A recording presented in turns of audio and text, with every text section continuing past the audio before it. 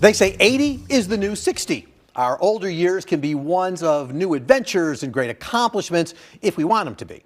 Now, journalist, humorist, and history buff Mo Rocca and his co-author Jonathan Greenberg bring us a collection of entertaining, if not unexpected, profiles of those who peak when they could have been puttering. In their new book, Roctogenarians, late in life debuts, comebacks, and triumphs, and Mo is with us now. Mo, thanks for coming in. I appreciate that. Paul, I'm happy to be here with you. So the book points out amazing accomplishments of people later in life. We'll talk about some of them. But is it an awakening in our later years, or is it talents that were always there, but we just don't tap into them because of maybe a lack of guts?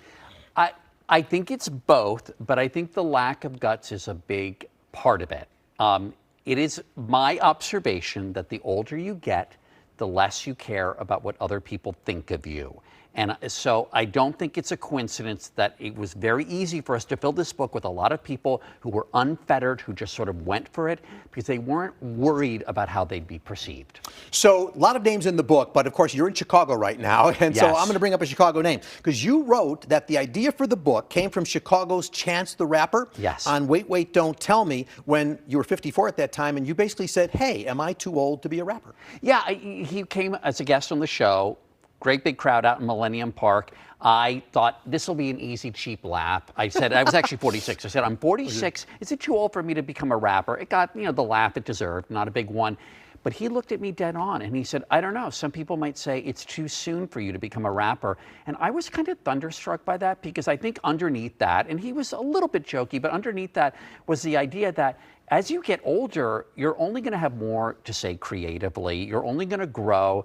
And I was kind of embarrassed because I had internalized this idea that, getting older was a process of just kind of doors closing. And I was 46. It's kind of nuts to think that deep down inside, I thought I was kind of over the hill. Well, and yet you also write in the book that you've always gravitated towards older people. And of course, some cultures revere the older generations. I don't know if we're one of them, but essentially, do we disregard older people at our peril? I think that we do, and I think especially, I don't think people in their 20s do. I think people in their 40s and 50s look at people in their 60s, 70s, and 80s and think, I don't want to be like that. I'm going to distance them as much as possible, a fear of what they might become. It's a mistake. Ageism isn't just wrong. It's just really dumb because there's all this great human capital, all this experience and wisdom, and that we shouldn't be discarding.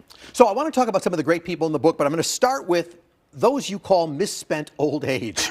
And specifically, you talk about Rudy Giuliani, who's gotten himself in a little bit of trouble, and also Phil Spector, the music legend who was ultimately convicted of murder. I actually worked in that case years ago. It's why I bring him up. Horrible. But there's folks that didn't enter that part of the world also into their later age. Spector was 63 at the time. What goes wrong? Well, I mean, Spector, oddly enough, it sort of goes back to River Deep Mountain High, right? That amazing Tina Turner song that I always ask Alexa to play over and over again because I love it so much.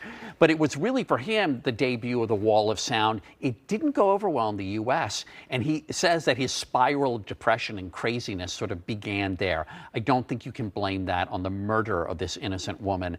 But he, Rudy Giuliani, John Tyler, the 10th president who then was elected to the Confederate House of Representatives, these are all people who should have just done nothing in their old age, and they would have cemented their legacies for the good. Let's talk about those who did do something in their old age, and we're happy that they did. Yeah. Two categories that you point out. There are people who make their mark later in life, and those who continue to make their mark as their life goes on. And I'm thinking about Frank Lloyd Wright. And in another world, I'm going to talk about Clara Peller, the Where's the Beef lady. I happen to have known her. She was a manicurist when a producer found her and didn't even know what age she was. Yeah, exactly. And it's not clear what age she was. I love the fact that in her Wikipedia entry, her birthplace is listed as Imperial Russia. I mean, she was really old. She'd spent 35 years as a manicurist. She's brought in for this ad. Now, the Where's the Beef ad, her line was scripted as Where's all the beef? But because of her emphysema, she couldn't get the words out, and thank God, because Where's the Beef hits much better than Where's all the beef. But I've always wondered, the other two women in the ad, Elizabeth Shaw and Mildred Lane, it took a lot of researching to find out who they were. Did they think like that maybe one of them could become the breakout star? Did they know that Clara Peller was going to be the Beyonce of the three of them, right? And how did they feel about that? Sort of like the other Destiny's Child members. I mean, Exactly. yeah, the whole thing. You write also about the legends of comedy. I just want our viewers to know that you just get into so many different areas. Now, I'm going to ask you about this because you talk about, of course, Carl Reiner, Mel Brooks, Norman Lear. Dick Van Dyke gets a mention, but he's not listed in that. With those legends, why the breakout? Well, because maybe we need room for a sequel, but these Okay. three guys you can see on camera now were show creators. And I mean, so much of what we laugh at, it's hard to overstate this, is due to what those three did. They are the founding fathers of comedy. I mean, when you think about it, I mean, Carl Reiner, the Dick Van Dyke Show, he really helped create the format for the modern sitcom. Norman Lear took it and made it say something, right? Or starting in the early 70s. And Mel Brooks is still going at 98. By the way, can I point out there are also animals in the book? Oh, absolutely. Mr. Pickles, the Houston Zoo tortoise, who became a first-time father at 90, and we were impressed by Al Pacino at 83. I'm all about animals, so I was all about those. Yeah, absolutely. But let's go back to humans. Please. Speaking of related to animals, Colonel Sanders, he shows up in the Yes. book. That's a chicken-related thing. And Laura Ingalls Wilder. But I was intrigued by the sort of those who get married in life. I had the opportunity to interview Carol Channing and her high school sweetheart, Harry Kalugian, together. Amazing. They were like decades before they got together. Right, they were junior high school sweethearts. She was 82, he was 83. She had endured a 40-year marriage before this, where she only had sexual relations, by her own accounting, twice in 40 years, and apparently both the matinee and evening performances were panned by the critics. And so then, luckily, she meets this guy, or re-meets him later in life. He thought she was dead, and of course she wasn't. I mean, she was Dolly. She just kept going and going. But were they cute together? Absolutely. Yeah. Yeah, and she kind of I'm pretty sure she ran the house. Okay, right. I'm going to guess so. Very powerful she was a personality. star. Yeah. Now, some would think that all you write about are these, we've been talking about these legends and great characters. You've got some fictional people in the book. Yeah. Ebenezer Scrooge, for one. I added one in, if you don't mind. And who did you add? Mr. Magoo. Okay, very good. Sequel.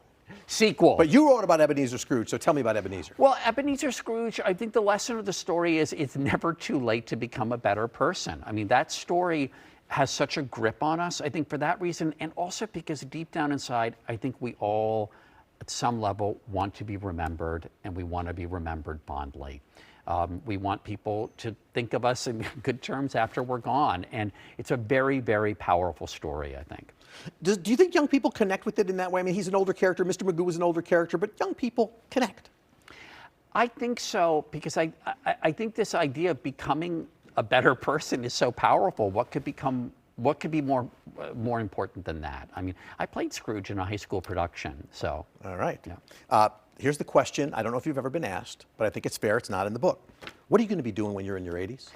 You know, one thing that I've dipped my toe into, and I'd like to try more, and it's part of an offshoot of the radio show Wait, Wait, Don't Tell Me, are live comedy performances, stand-up. Stand-up? Because stand-up is really, I think, the great high wire act of comedy, and I've never quite gone there, and I'd like to do that. So I think that will be hopefully one area of growth for me. Have you started? Are you writing material or?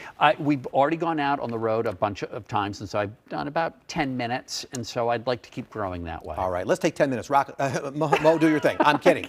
No. Yikes. The book is called Roctogenarians, Late in Life Debuts, Comebacks, and Triumphs. For more information, find Mo Rocca on social media or visit SimonandSchuster.com. Thank you, Mo. There are also horses.